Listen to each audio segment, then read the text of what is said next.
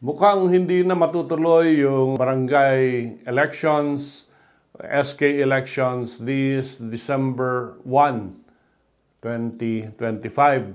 At susundan na yung schedule na nilagay ng Republic Act 12232. The reason for this is up to this date, there is no temporary restraining order or preliminary injunction na inihain or inisyu ng ating Korte Suprema doon sa kasong final ng isang lawyer, si Attorney Macalintal.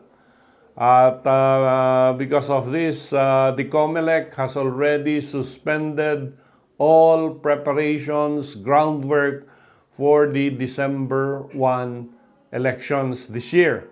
So more or less, makikita natin unless, again, the Supreme Court will issue the decision or TRO or injunction.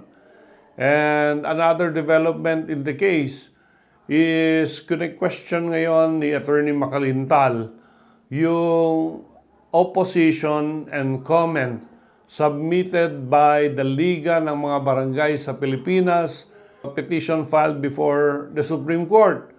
Kasi nga, ang nagnotaryo doon sa petition na yon ay yung si Petchy Rose Espera, yung nagnotaryo ng document ng isang witness sa Senado na sinasabing fake yung kanyang notarization.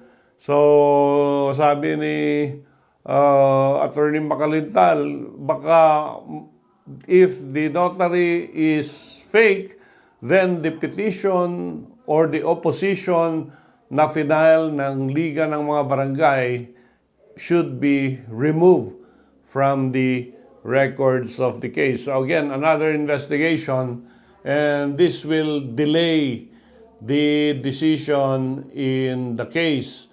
And because of this, mukhang sigurado na walang barangay or SK elections itong December 1, 2025.